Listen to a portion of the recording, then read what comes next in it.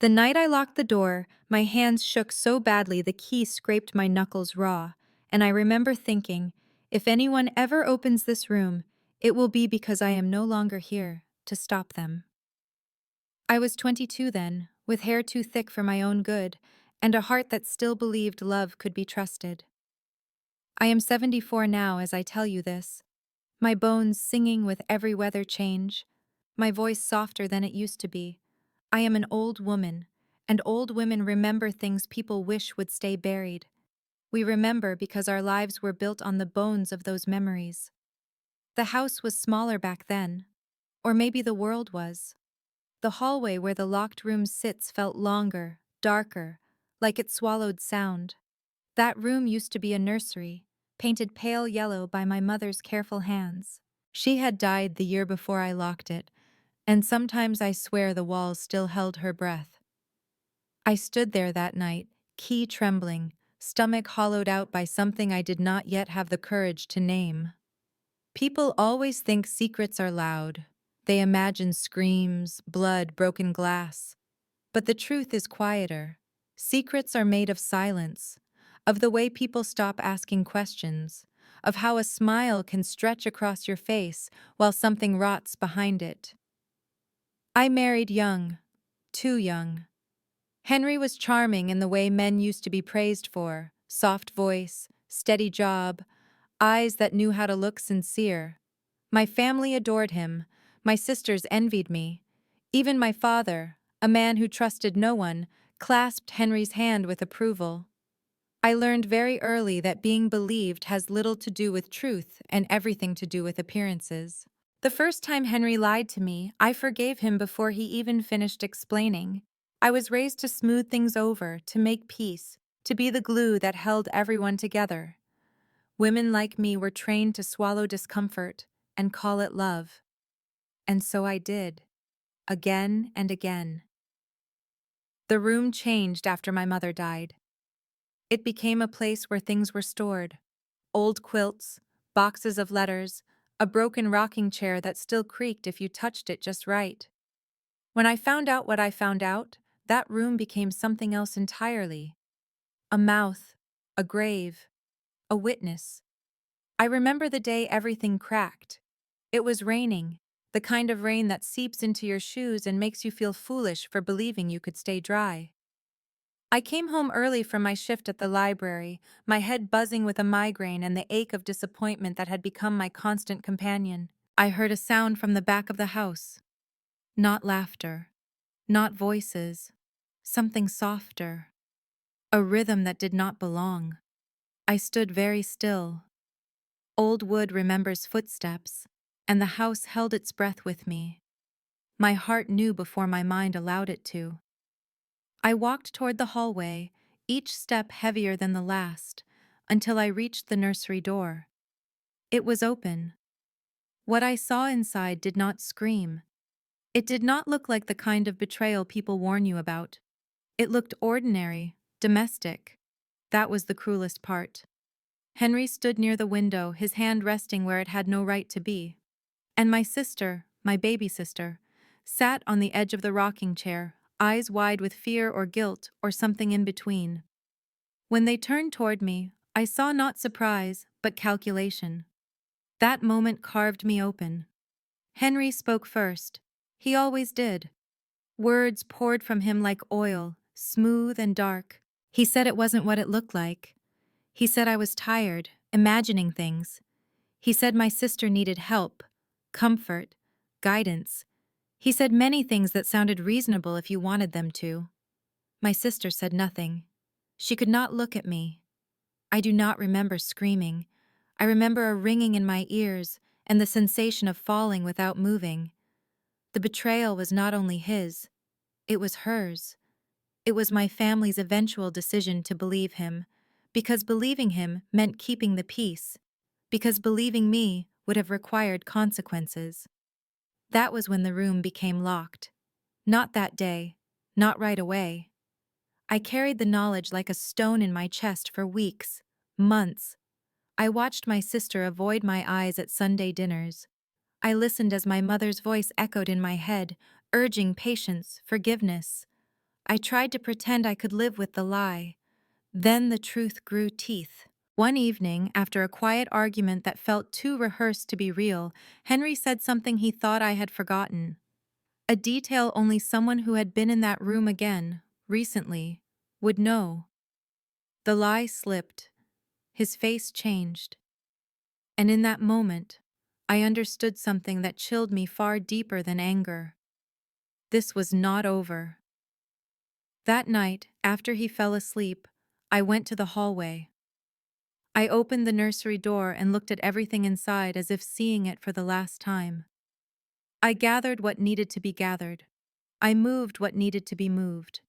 I cried without making a sound. Then I closed the door and turned the key. Click.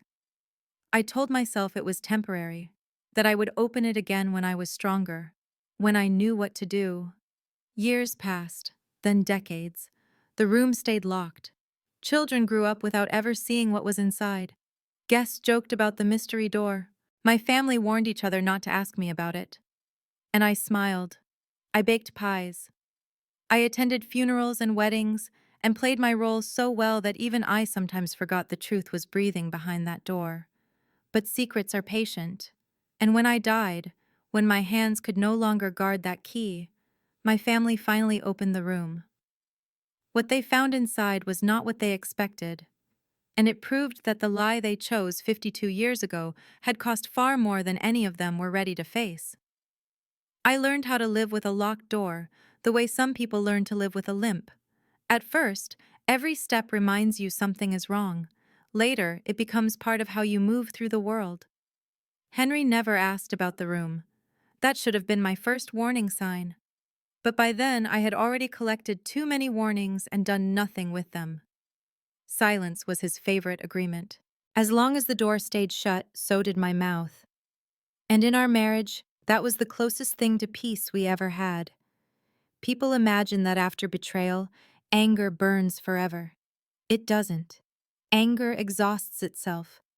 What comes after is colder, quieter, a kind of watchfulness. I became excellent at observing without reacting. I learned the sound of Henry's footsteps, the shift in his breathing when he lied, the way he straightened his cuffs when he thought he was in control. I watched him around my sister, who came by less and less until she eventually disappeared from our lives entirely. Married someone else. Moved away. Had children I only saw in Christmas cards. The family story became neat and bloodless. Estrangement due to differences. No one likes a messy truth when a clean lie fits better on the mantle. I had children too. 2 of them. A boy first, then a girl. I loved them with a fierceness that surprised me, frightened me even. When I held them, I promised myself I would never look away if something felt wrong. I would never choose comfort over their safety. Promises like that feel powerful when you make them. They feel heavier as the years pass. The locked room watched us all grow up. I cleaned the hallway every week, dusted the doorframe, polished the brass knob until it gleamed. People assume that means I was guarding what was inside. The truth is, I was guarding what it represented. Proof that my memory was real. Proof that I had not imagined the way my life tilted that day in the nursery. Proof that I was not crazy, as Henry once hissed during a fight when he thought the children were asleep. Sometimes, late at night, I would stand with my hand on the door, not to open it. Never that. Just to feel its steadiness. To remind myself that some things, once sealed, must stay that way until the right ending arrives. Henry aged badly. Some men soften with time. He hardened, his temper shortened, his patience thinned, his charm curdled into something sharp. The children learned early when to leave the room. They learned to read him the way I had, their small faces careful and alert. I hated myself for that, loved myself for it. Both can be true. There were moments, brief, dangerous ones, when I considered telling someone. My father, before he died, a friend from church, even my sister once when I heard she had been ill. Each time I imagined the consequences, the disbelief, the way people would rearrange the past to make sense of the present without disturbing their comfort. I had already lived that once. I would not volunteer to live it again. Henry never tried the door, not once. That terrified me more than if he had rattled the handle. It told me he remembered exactly what was inside. It told me he trusted me to keep my silence. And he was right. For a very long time, I did. The day he died, I felt nothing at first. Just an empty space where his presence had been, like the outline left behind when you move a heavy piece of furniture. People brought casseroles. They said I looked strong. They said I must be relieved. I nodded, smiled, accepted their condolences as if they belonged to someone else. That night, alone in the house for the first time in decades, I walked to the hallway. The house felt different without him. Lighter, louder somehow, despite the silence. I stood in front of the locked door and pressed my forehead against the wood. "I kept my promise," I whispered. I wasn't sure who I was talking to. My mother, maybe, or the woman I used to be. I did not open it. Years passed. The children grew up and moved out. They had their own lives, their own versions of me. Grandmother, widow, the woman with the mysterious locked room she never talked about. They asked once or twice, gently, and I deflected with humor. "Old houses have old quirks," I said, "and old women have old reasons. Age has a way of stripping things down." As my body weakened, my memories sharpened.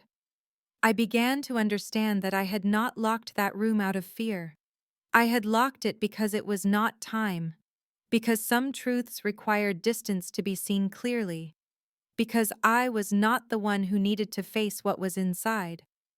I started to write then, slowly, painfully. My hands cramped, my eyes blurred, but I wrote anyway. Not a diary, not confessions, instructions, context. A map for understanding the thing they would eventually find. I sealed the papers in an envelope and hid them where only curiosity and persistence would lead. When the doctor told me my heart was failing, I felt an unexpected calm. Death did not scare me the way unfinished stories did. I thought about the room, about the key, still hidden where Henry had never thought to look, about my children, now old enough to carry something heavy without being crushed by it. The night before I died, I dreamed of the nursery as it had been before everything went wrong.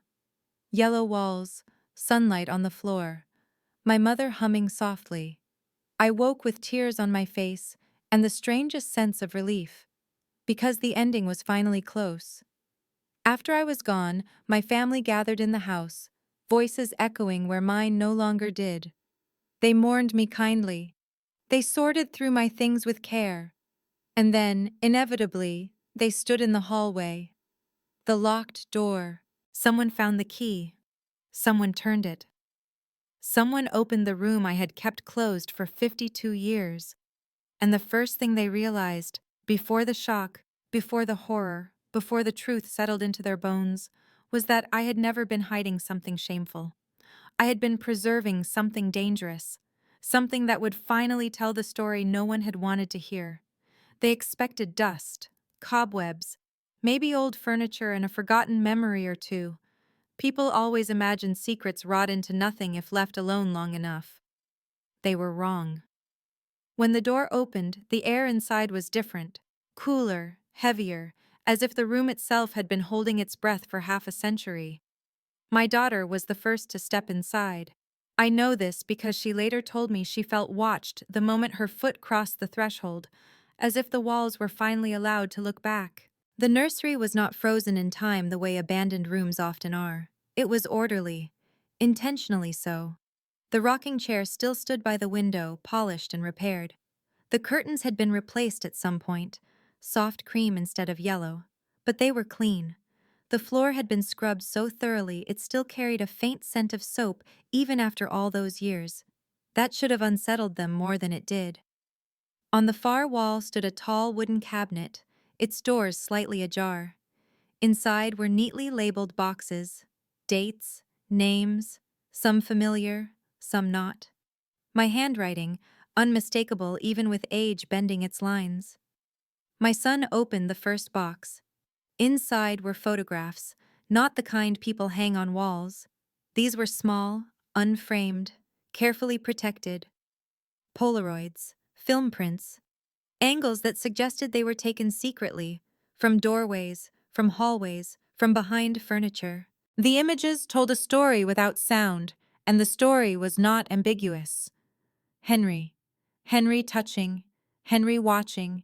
Henry standing too close to children who were not his own.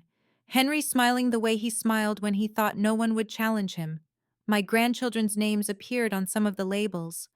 That is when my daughter screamed. The room filled with noise then, crying, gasps, the frantic shuffle of feet backing away from truths they could not unsee. Someone dropped a box. Photos scattered across the floor like fallen leaves. One of my nieces recognized herself in a picture taken decades earlier and collapsed against the wall, shaking. And still, that was not the worst of it. At the bottom of the cabinet sat a metal lockbox. Heavy, cold.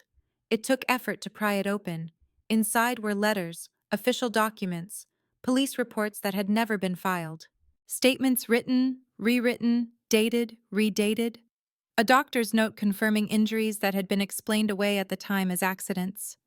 A therapist's handwritten observations, signed and stamped, from sessions Henry never knew I attended.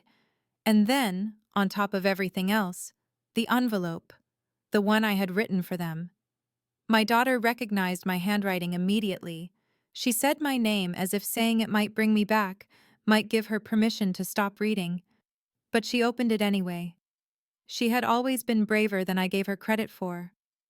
I told them everything, not in anger, not in accusation, in detail, calm, devastating detail. I told them when I first knew. I told them how long I watched. I told them about my sister, and how the family chose silence over truth because truth would have required action.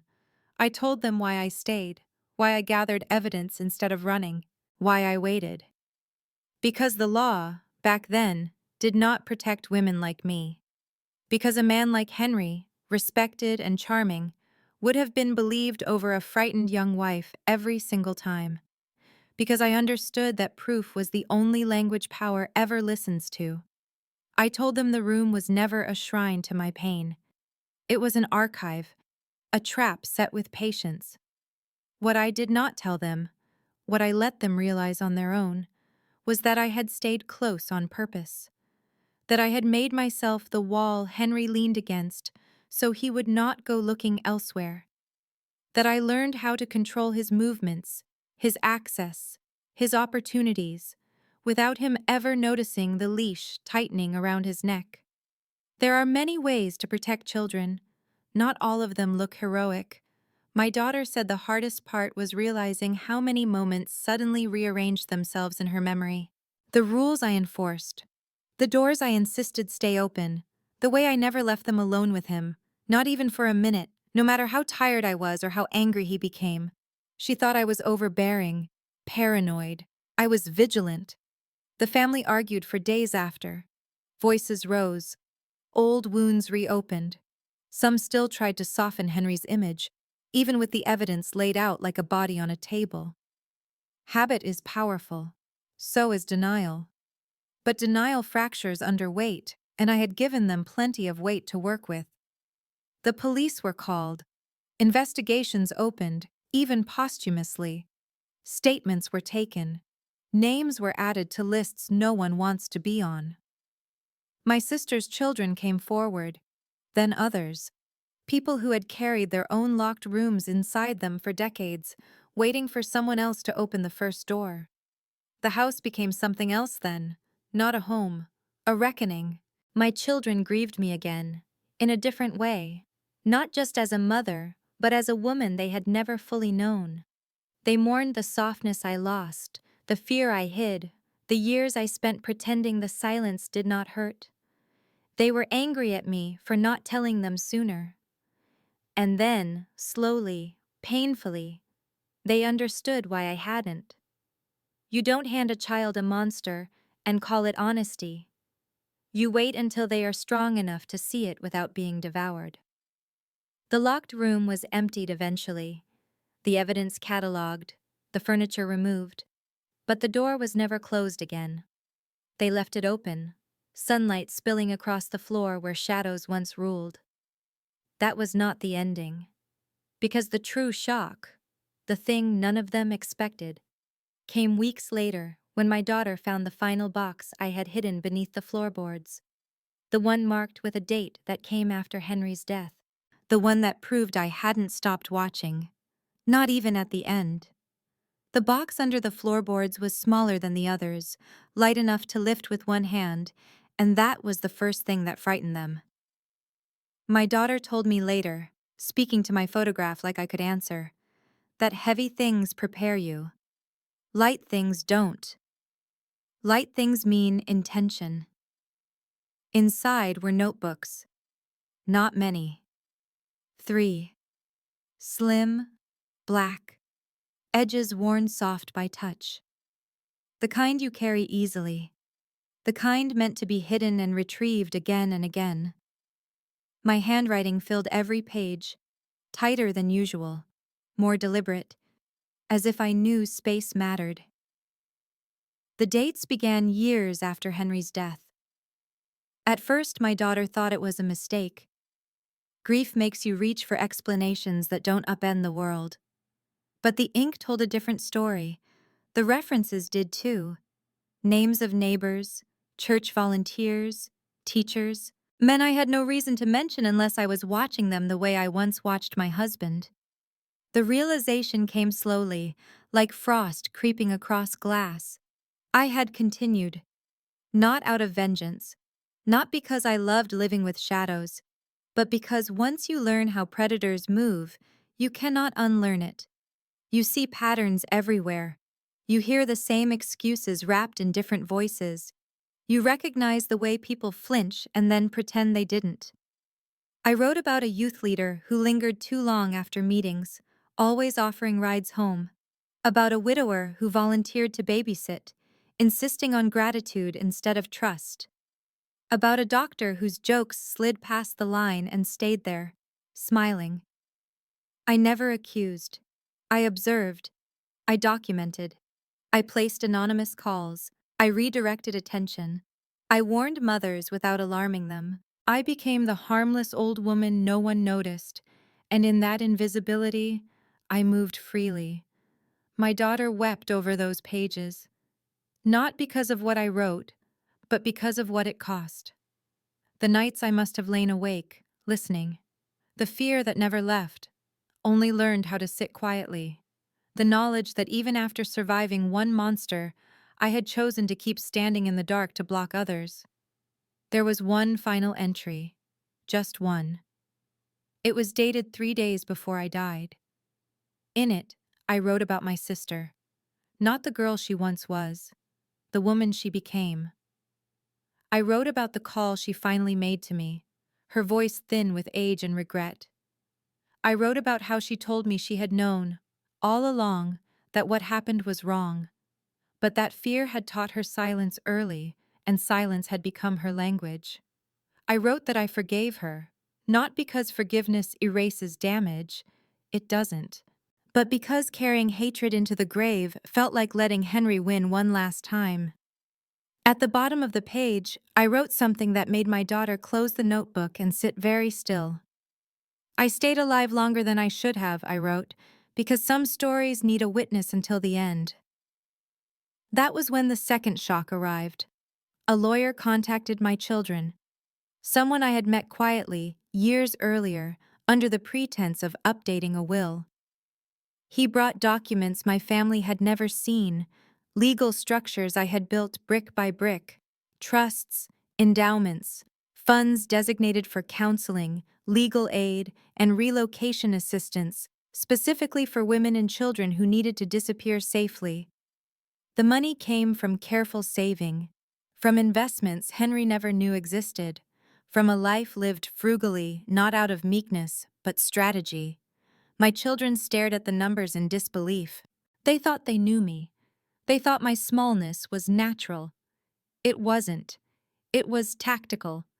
The lawyer told them the final condition of the trust would activate upon the opening of the locked room, upon the truth being acknowledged, upon the lie finally losing its hold. I had written it that way because secrecy without acknowledgement is just another prison. The family stopped arguing then. The house quieted. Grief shifted shape. It became reverent. They began to talk about me differently, not as the woman who endured, but as the woman who engineered an ending. My grandchildren asked questions, hard ones, honest ones, the kind I had waited my whole life to answer truthfully. My children answered them with shaking voices and open hands. No more locked doors. No more pretending protection is the same as silence. The house was sold eventually. The nursery renovated into something bright and ordinary again, but before they left, my daughter stood alone in the hallway one last time. She pressed her palm to the doorframe and whispered, "Thank you." Not for the pain, for the truth. They thought that was the end. It wasn't. Because months later, long after the room was empty and the papers archived and the money put to work, a letter arrived. No return address, no explanation, just a single sentence written in a hand I did not recognize. She saw what you did, and she's still watching. My daughter said the room went cold when she read it. She said she finally understood the last thing I never wrote down, that vigilance does not die with the body, and that some locked rooms are not meant to be closed at all. The letter unraveled them more than the room ever had. Because evidence can be catalogued, money can be explained. Even pain can be given a shape if you stare at it long enough. But a sentence like that, quiet, anonymous, knowing, does something else entirely. It crawls under the skin. It asks questions without waiting for answers. My daughter read it again and again, trying to decide if it was a threat or a benediction. She saw what you did, and she's still watching. Who was she? For weeks, the family lived in that uncertainty. They searched records, compared handwriting, asked the lawyer, the police, the social workers now involved with the trust. No one knew anything. No one claimed responsibility. And slowly the fear began to change shape. Because nothing happened. No follow-up letter. No demand. No exposure. Just silence. And in that silence, something unexpected bloomed. Stories. A woman from the next town over contacted the foundation. She said she had once received an anonymous phone call warning her not to let her son spend time alone with a helpful neighbor. At the time, she thought it was a cruel prank. Years later, that neighbor was arrested. She never knew who made the call until she saw my name attached to the trust and felt something click into place. Then another woman came forward. Then another. A teacher who had been quietly moved out of a district before scandal could bloom. A coach who suddenly found his access restricted after a tip no one could trace. Patterns interrupted, harm rerouted. Not always stopped, but lessened, delayed, blunted. My daughter began to understand that the letter was not about fear. It was about inheritance. She did not mean a single person. She meant a line, a continuation. Once you see how danger hides, you don't forget. And once you learn that watching can save someone, you don't stop watching just because you're tired, or old, or dead. My daughter changed after that, not in dramatic ways. She didn't become paranoid or suspicious of everyone she met. She became attentive, she listened harder, she believed quicker. When a child hesitated before speaking, she waited.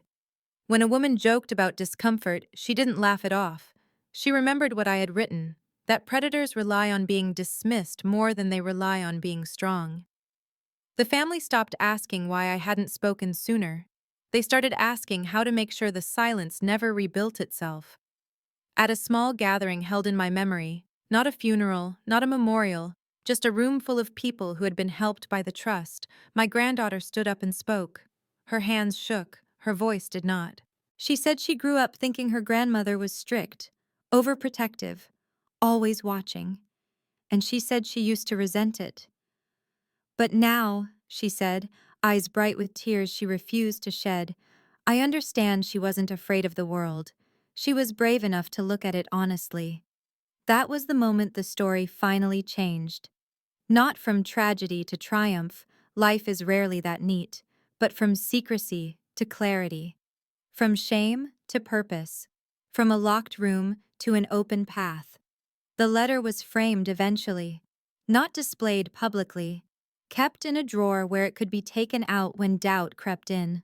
A reminder that vigilance is not obsession when it comes from love, that watching is not the same as controlling, that protection does not always roar. Sometimes it waits. If I could speak to them now, if old bones and quiet voices were allowed to cross that distance, I would tell them this: I did not live my life in fear. I lived it in preparation. The room was never the point. The door was never the lesson. The lesson was what happens when someone refuses to look away, when someone decides that comfort is not more valuable than truth, when someone ordinary chooses to become a witness instead of a bystander. I locked that room for 52 years, not because I was weak, but because I was patient. And when they opened it, finally, it did exactly what it was meant to do. It told the truth. Not all endings are gentle, but the right ones leave the world a little less dark than they found it. And if, one day, someone else feels that chill, the sense of being watched not by threat, but by care, then my story is still doing its work. That is how it ends. Not with a closed door, but with eyes open. I suppose every story like this needs a final confession, and if I'm allowed one last stretch of honesty from wherever old women go when the talking is done, then this is it. I knew, long before my heart began to fail, that they would open the room. People always do. Curiosity outlives fear. Time wears down even the strongest warnings. I counted on that. I counted on the fact that my family loved me enough to wonder, loved me enough to doubt the version of me that smiled too easily and spoke too little. Love, when it matures, stops being polite. What I did not count on, what still humbles me, is how ready they were to carry what I left behind. Because here is the truth I never wrote down, not even in the notebooks. I was afraid. Not of Henry, not after I understood him. Monsters lose much of their power once you name them. What frightened me was the idea that all of it might mean nothing in the end. That I would die and the room would stay locked. That the lie would outlive me. That silence would win simply by waiting longer than I could. That is why I structured everything the way I did. The timing, the conditions, the way truth could only surface once I was gone, and could no longer be dismissed as bitter, unstable, emotional. An old woman accusing a dead man is still easier to ignore than a dead woman presenting evidence no one can argue with. People listen differently to the dead. The locked room forced them to slow down, to stop joking, to stop assuming. It demanded attention in a way I never could while I was alive. That door was my voice when my voice would no longer be enough. When my daughter stood in that hallway, holding the key, she hesitated. She told me later she felt like she was about to betray me by opening it. I wish I could have held her hands then and told her that opening it was the final act of loyalty. That secrets kept too long don't protect anyone. They only choose who gets hurt later. I hear people say now that I was strong. That word makes me smile, even here. I wasn't strong in the way people like to celebrate. I didn't confront. I didn't expose. I didn't shatter the house with dramatic truth-telling. I endured. I observed. I waited. Strength for women like me often looks like restraint because restraint is the only tool we're allowed to use without punishment. If I had shouted, they would have called me hysterical. If I had accused, they would have asked what I did to invite it. If I had left, they would have asked why I didn't try harder to make my marriage work, so I stayed. And I turned patience into a weapon. I want it understood clearly. I do not recommend my path to anyone. It cost me years of softness I will never get back. It cost me nights of sleep, moments of joy, pieces of myself that deserved better. Silence is not noble. It is heavy. It warps you if you hold it too long.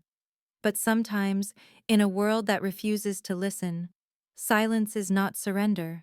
It is strategy. My family now tells my story carefully. They don't turn it into a legend. They don't make me a saint. They talk about the harm honestly, about the failures, about the cost of waiting so long to believe women. They talk about how easily danger hides behind charm, respectability, and family loyalty. Most importantly, they talk. That is the part that feels like rest. The foundation continues its work quietly. No plaques, no public tributes with my name engraved in stone. I asked for that. I didn't want recognition. I wanted continuation. I wanted help to arrive before damage became destiny. Every time a child is believed sooner than I was, the room finally opens a little wider. Every time a woman trusts her instincts instead of doubting them into silence, another lock breaks.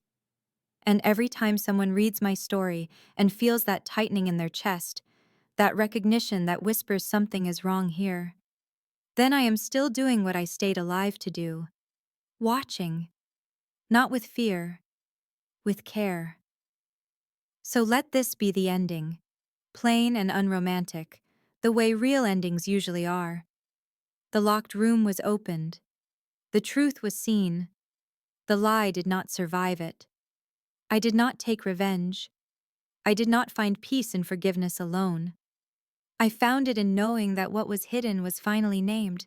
And when my family walks past that hallway now, wherever they live, whatever houses they call home, they carry something different than curiosity. They carry awareness. That is the inheritance I left them. Not money, not documents, not even justice, fully formed, but eyes that stay open. And if you've listened this far, if you've walked with me through the quiet years and the waiting and the weight of that locked door, then perhaps I've left something with you too. If so, take it gently. And don't ever ignore the door everyone tells you not to ask about. Some rooms are locked not to keep the truth in, but to make sure it survives long enough to be heard.